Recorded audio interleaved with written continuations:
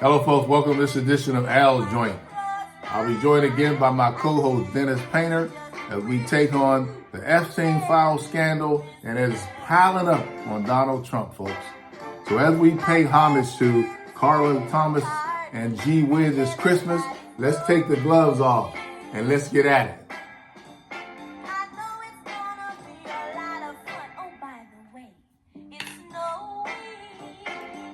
Well, Mr. Painter, how are you? I told you there was going to be some more madness coming this week. And every day there's something else that's dropping out because the more these folks try to cover up, the more damning it is for them and the more guilty they look. Well, unfortunately for our country, I have to say that you're absolutely right. Everything that's being done is hurting our country in every aspect that you can imagine. So we should start off by saying that Trump is in his administration and the Justice Department, or as you call it, the Department of Injustice, the DIJ, is trying to redact as much information from the Epstein files that are being released as possible. And it's not working. And they had a letter come out today, and it didn't surprise me one bit. I've been telling folks for the last 12 months that I believe that Donald Trump is a pedophile. We already know that he's guilty of sexual misconduct, but I think he's a pedophile. I think the Epstein files will prove it. I think that his wife, Melania, was a part of that vicious circle. What role she played was she started off as a victim and graduated up to a bride. It'll come out. I think all of that's in the files, and that's why they're redacting so much of the information. But the information that came out today, that letter from Epstein to Larry Nassar, which states that Trump shares our love for nubile girls.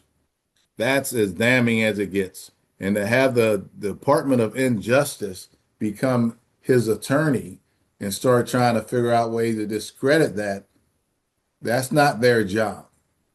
No, and people should know that Larry Nassar was convicted of sexual crimes himself. So you got two felons that are pedophiles communicating to each other about Trump having the same interest that they have. The problem that I have with this whole situation is that those two were jailed and the rest of the pedophiles are getting away scot-free. In the Department of Justice, the Department of Injustice is doing an injustice to this country, doing an injustice to the victims. And all they're doing is serving Trump on their knees. They also said that the documents state that Trump flew on Epstein's private jet at least 8 times. At least Correct. 8 times. And that is as damning as it gets, because you don't get to say that we were just acquaintances. They were best friends. You don't fly on nobody's jet unless you're a friend of theirs and you fly multiple times. You're probably best buddies with them. So the question becomes, can a pedophile have a best friend who doesn't know that he's a pedophile? My answer is no. No. But the other thing is their destination. What was their destination? The destination was to young girls. I mean, that was the real destination for Yes. Trump and the airplane. And young boys. I don't want to leave that out, but that was their destination. And Epstein Island is where they did it. So that's why Trump was there. His destination was another rape of an underage girl. I'm glad you put that out there. Their destination was to young girls. It doesn't matter where they went. It doesn't matter if they went to Miami for young girls or Epstein's Island. It doesn't matter. If their destination was young girls, every trip they took was a serious criminal act. And we have to figure out a way to get all those files released so that the American people can know once and for all what happened to those young girls. I think this is a prime example of what you've been saying for the last year, and I've been saying as for the last few months, is that Trump doesn't care about the law. He's overriding every single thing that he can override. And this is just another thing. He's not going to let the judges convict him. He's not going to let the Department of Injustice put stuff out there that's going to condemn him. You know, he's not going to do that. He's not going to allow it. And the sad state of affairs in this country is we have federal judges that are afraid of him. We have the media that won't challenge him on the Epstein files, won't push him on the Epstein files. We have the Department of Injustice covering up for him. I saw a segment where one of the congressmen held up some of the files. It was like 500 pages, and he just flipped through it, held it up and flipped through it. And every page was black, every page. So this is not just redacting the names of the victims. Some of them asked for their name to be redacted. They're redacting all the incriminating evidence towards Trump. Now, Trump doesn't have any problem putting stuff out there about Bill Clinton. Bill Clinton said, sure, release it. Release everything. Release what files you have on me and release what you have on Trump. Release them. And I think that was a good move on Bill Clinton's part. Just release it. A couple of things on Bill Clinton, because if he's guilty, he has to burn in hell too. So I'm not defending Bill Clinton. I believe that all that information should be out so we can see who's guilty and who's not. Now, the one thing that people could investigate, if Bill Clinton, once he is out of the White House, he has Secret Service protection for life, and they have to log in. He doesn't get to make a decision that he wants to go somewhere by himself. You can't make that decision. So they should be able to find out if any Secret Service folks travel with him and where they travel to, and they have to be subpoenaed and questioned as well. Whether it's a Republican, Democrat, or independent, we have to find out so they can be brought to justice. But I want to know if the MAGA folks, are you going to stand up for these young girls and boys? Or are you going to sit back and hide and quit lying to yourself that it was only Bill Clinton? Clearly, the play was release all this stuff on Bill Clinton, and redact everything else except where Bill Clinton's name come up. And all the stuff that they put out there, there's nothing damning so far against Bill Clinton. There may be if something else was redacted, but if you're going to leave his name unredacted, why would you redact it in other areas? So I'm pretty sure that everything that they had on Bill Clinton is out there. I think they're going to release it at some point to keep people distracted away from Trump. But I have, the same question to MAGA folks, but I'm going to take a little bit step sideways and say, look, you folks that were MAGA, that believed everything he said, we know that there's some out there that no longer believe that and regret voting for Trump. What are you going to do? Step up the pressure. What are you going to do? These girls were victims, whether it be Trump, whether it be Bill Clinton, they were pedophiles. They need to be brought to in charge for their crimes. And that's the way I see it. Now, I wasn't defending Bill Clinton. I'm just saying he said, sure, release them. That's the quickest way for us to find out the truth. Now, what I see is the redactions is plan B of Donald Trump. He fought putting it out there. Well, let's back up. First, he campaigned on putting the Epstein files out there for his MAGA folks. Then the MAGA folks said, hey, now that you're elected, put them out there. And he ignored that until, the noise got too loud. And then he said, I don't need you anymore. I'm not putting them out there. And thank goodness the noise continued to grow and they put them out there. Now, they had seen this growing and knew that they were going to have to do something. So they came up with plan B. There's also plan C, in my opinion, and that's how do we avoid, federal courts and federal judges? How do we win and say that this information should not be released? Now, the Department of Injustice is saying it's under investigation. Well, it could be under investigation for another 20 years, according to the Department of Justice, just like it was under investigation back in the early 2000s. What's plan C? Delay, more delay, more delay. And there's over 1,000 of these victims. Some of them are in the United States, Some of them are in other countries. Nothing stops them from suing. And that's what I think they should do. All of them sue, to get the information out there and see if that can put more pressure. It's going to be a long, drawn out fight. And We got to unfortunately, I think, scratch. We got to pardon? scratch and claw the whole way. You do. Absolutely. You said it perfectly. Now, the couple things about the victims, a couple attorneys who represent multiple victims gave statements that they haven't been contacted by the Department of Justice, nor have their clients been reached out to about anything being redacted or not. When they're talking about protecting people, who are they talking to? The victims are saying, we haven't been contacted. We haven't heard from one attorney or one victim who said that I reached out to the Department of Injustice to ask them to redact my name. We haven't heard one. The only person we hear from is Donald Trump.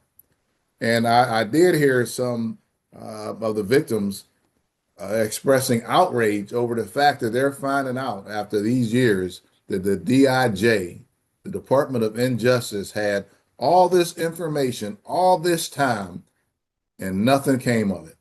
For those women to hear that, and I want the MAGA folks to understand that those thousands of victims, there's pedophiles who go online and look at pornographic material.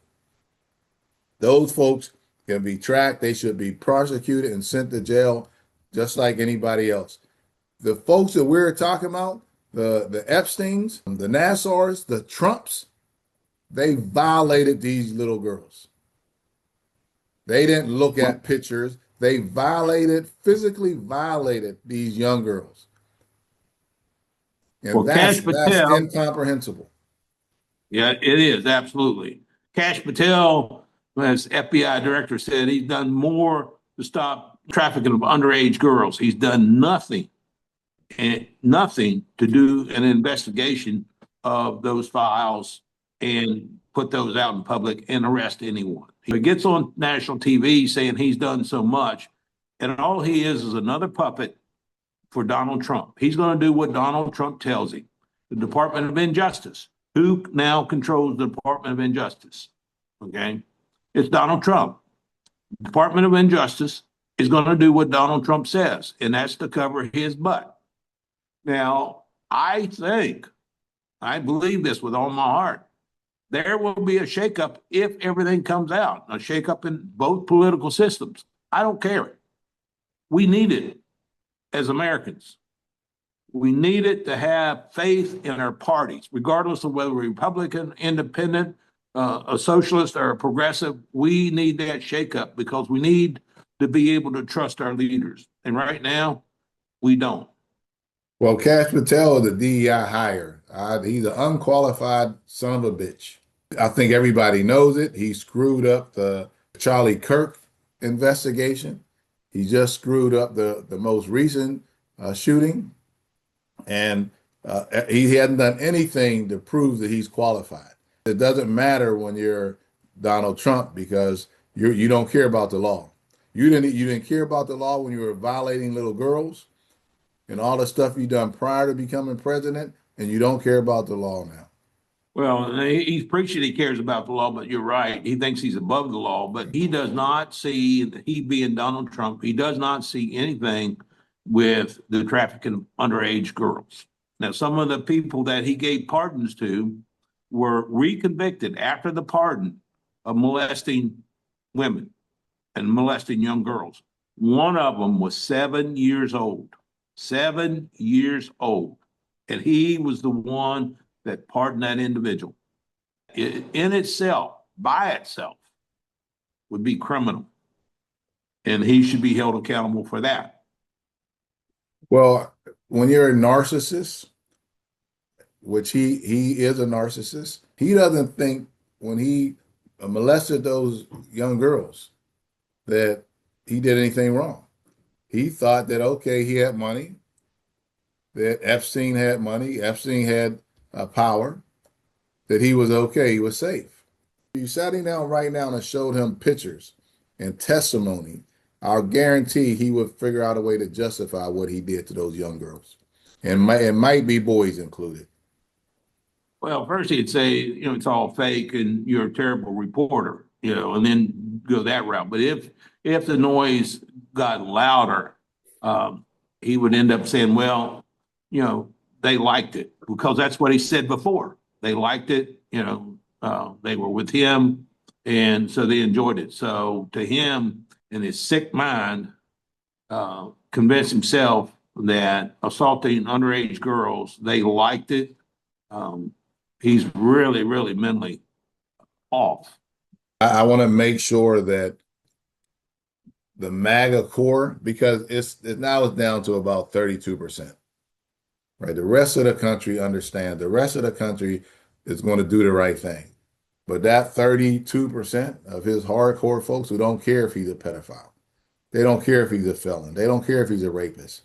None of that matters to them. I just want to ask them again, would you be willing to serve up your 12, 13-year-old daughter or granddaughter or grandson to Donald Trump or Jeffrey Epstein? Because if the answer is yes, then you're part of the PPC, Right. the Pedophile Protection Club. And if you say no, then you're a hypocrite because you didn't care if other people's children were violated and molested by Donald Trump and Jeffrey Epstein. And others. The only question becomes, how much is Melania Trump's name in the Epstein file? Because I believe that she went from being a victim to being used to being wed off to somebody who was wealthy. I believe, and that would be really damaging. It's hard to get away from for Donald Trump to say that that's where you got your wife at.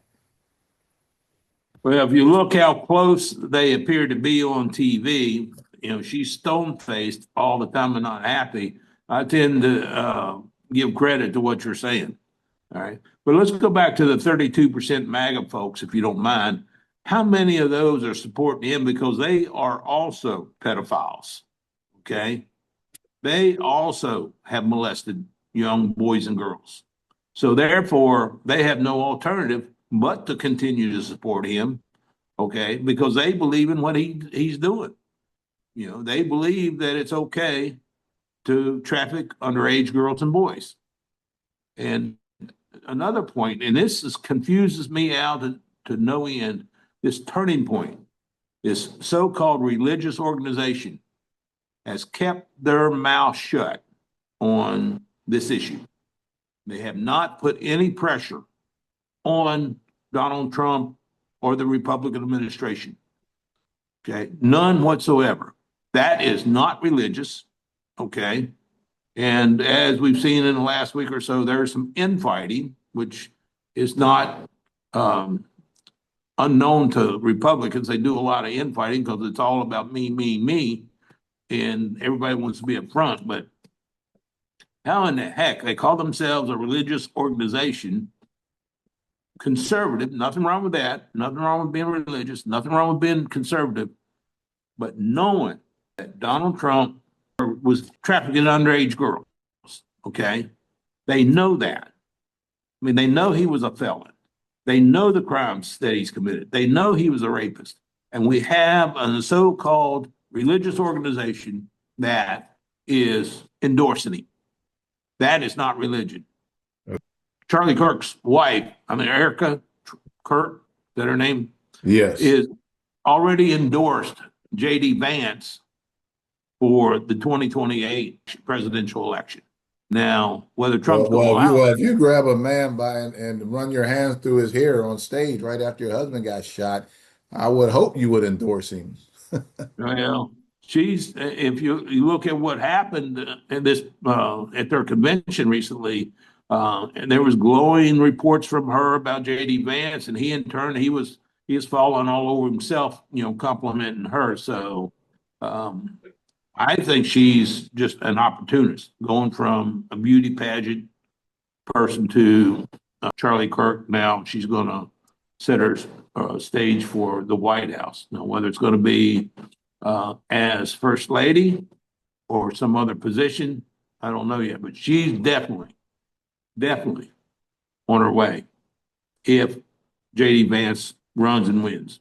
Well, if I'm JD Vance's wife, I would stay and keep as much security around me as possible because they much prefer that Erica be first lady than you. So, but I do think that the Turning Point USA, when Charlie Kirk, he never got off of the Epstein files.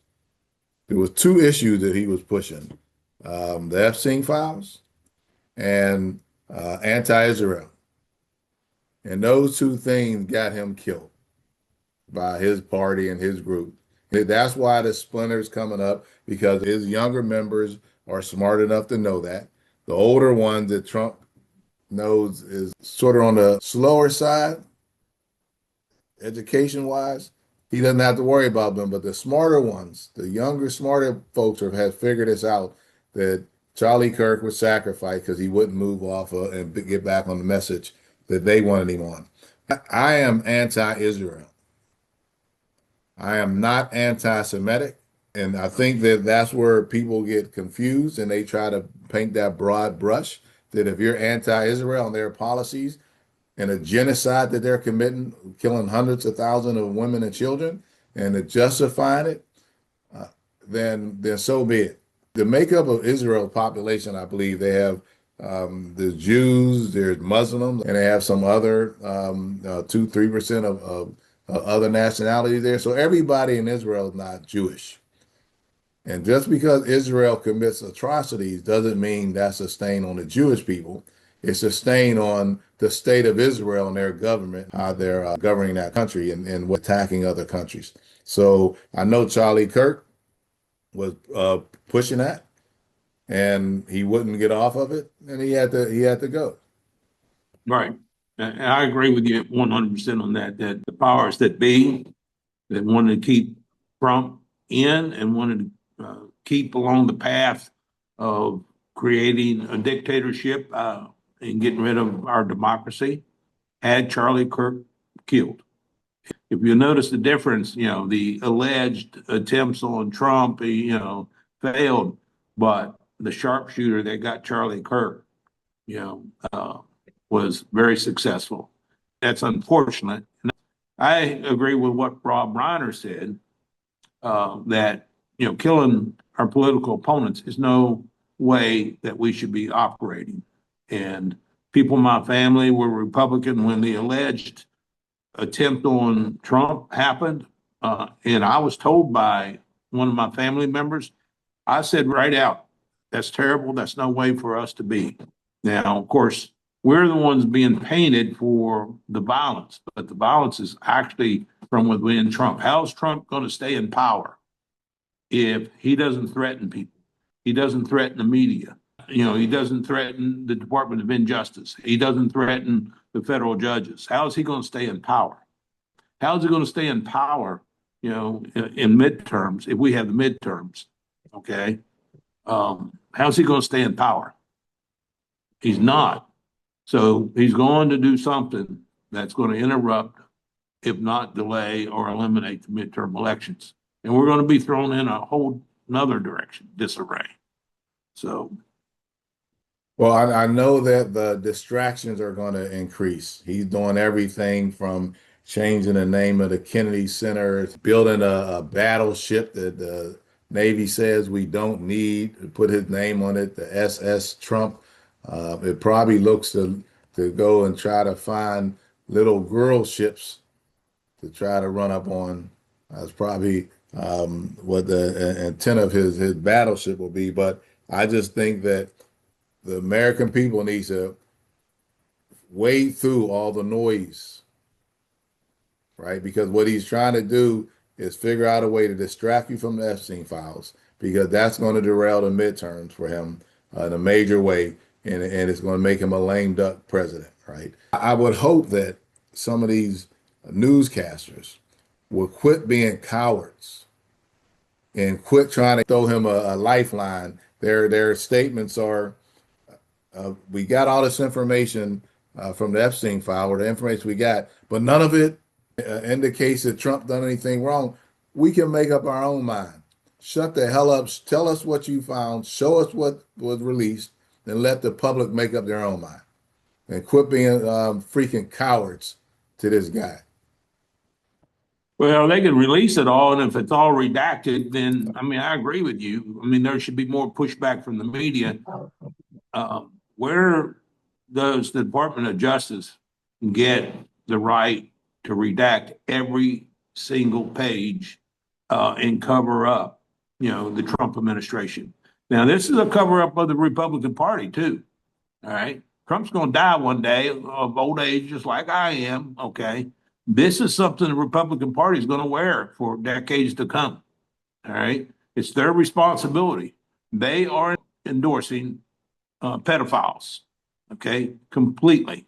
And history will show at some point, after 60 years, maybe, the files will be released, that you were right about Melania Trump. You were right about Donald Trump.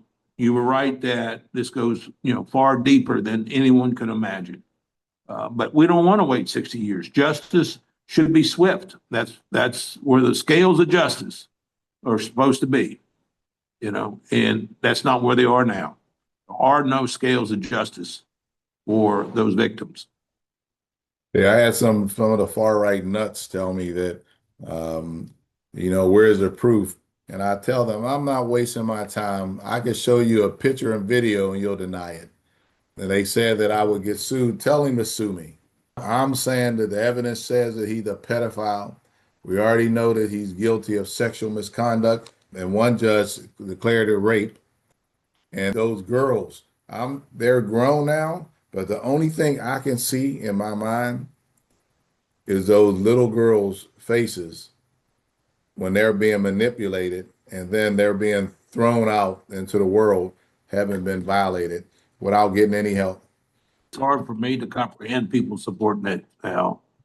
It just is. And when you talk about the little girls, they carry those scars. They'll carry those scars for the rest of their life.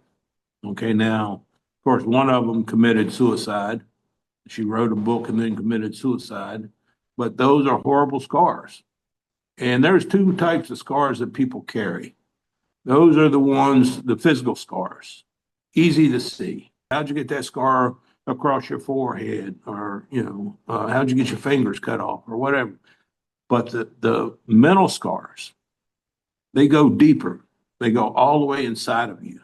And they are more difficult to see and more difficult to treat and more difficult to deal with. And that's where those victims are. And I feel for them. Well put. And to the commenters who said their parents had to be involved or known, that doesn't justify the fact that Donald Trump's a pedophile. If a parent brings a 12, 13-year-old girl to Donald Trump, he's not supposed to say, okay, your mother or your father brought you to me, I'm going to molest you. He's supposed to do the right thing. So there is no excuse. I don't care who brought you. You either did it or you didn't. You're either a pedophile or you're not. We don't know the history of those girls, but it does not matter. We don't know whether their parents threw them out on the street. We don't know whether they were runaways. We don't know, but it does not matter. They were violated. The people that violated them broke the law. I want to make sure people understand that in this Christmas season, all these so-called Christians and all these so-called conservatives are going to be sitting around talking to their family, listening to Christmas music, talking about goodwill on earth to all men or whatever the hell they're going to try to do. And they're going to know that there are girls out there who were molested and are still being molested. This country made it okay. They made it okay when they elected a suspected pedophile. He should have got nowhere near the White House or office either time with the stuff he was accused of and what the evidence was out there. So we made it okay for other folks to say that if I'm a pedophile, if Donald Trump can do it, it must be okay. Because I believe some of those folks are sick. So there you got these sick individuals who are hearing that Donald Trump did it and it's okay.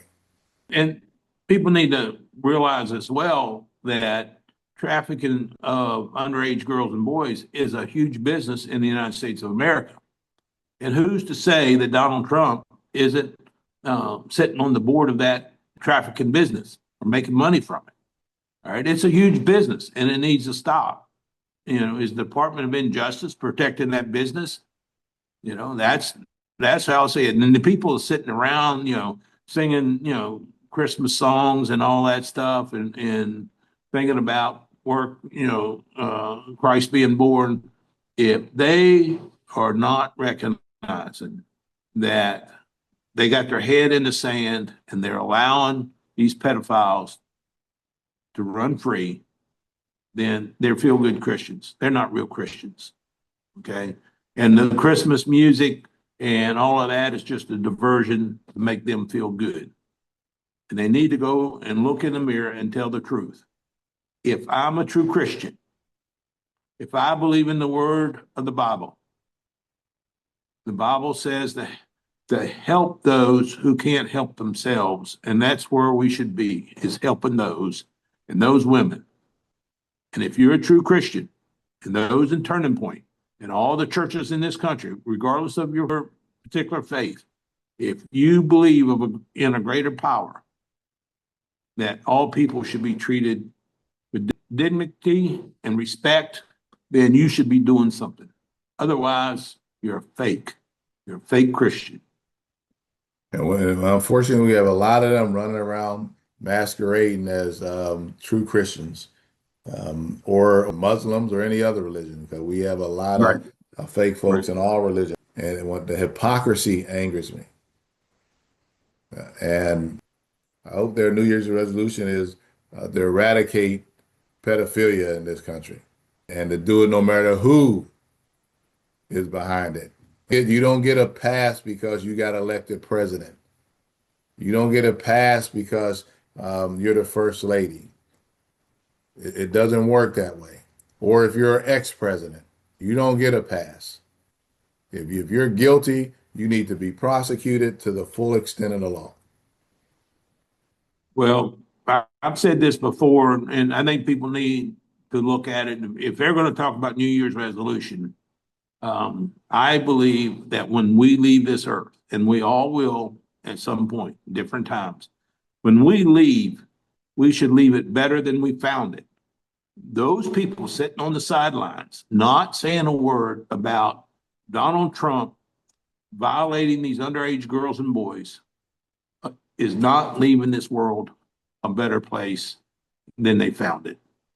Well, and as we head into this Christmas season and thinking about our families, I want America to think about all those fishing boats that were blown up. And there was no evidence that they broke the law. There was no attempt to arrest them. They were just killed. And they have families that love them. And that was straight out murder. And now we're boarding the oil tankers. And they had to build up, before they started bombing the fishing boats, they had the military build up. So what's it about? It's not about fentanyl. So they killed all those people. And now they're showing the real, true reason for them being there. And that's the oil. And regime change. You're absolutely right. So Yeah, regime as change. folks go into this holiday, understand that those folks in those boats, those family members will spend this Christmas without their loved ones. If you believe that those folks on those boats were drug carriers, then I got some swampland to sell you in Florida. Well, I have some oceanfront property in the Sahara Desert that I will get rid of very cheaply. And then let them know that there's multiple swimming pools and watering holes in the Sahara Desert. You need to make sure your Christmas is a merry one. I will do that, and you too, and be safe. Hope you and your family have a wonderful and peaceful Christmas. I thank you. Until we do this next week, you take care. Well, folks, we've come to the end of another episode. I want to thank everybody for tuning in. Please don't forget to hit the share, like, and subscribe button below so we can keep this fight going. And also leave your comments below. We're interested in what you're thinking. Unless you're far right wing MAGA nut, we don't give a damn what you're thinking. So I hope everybody had a great Christmas and are looking forward to a great New Year where we can actually take this country back from those far right wing nuts. So until then, peace.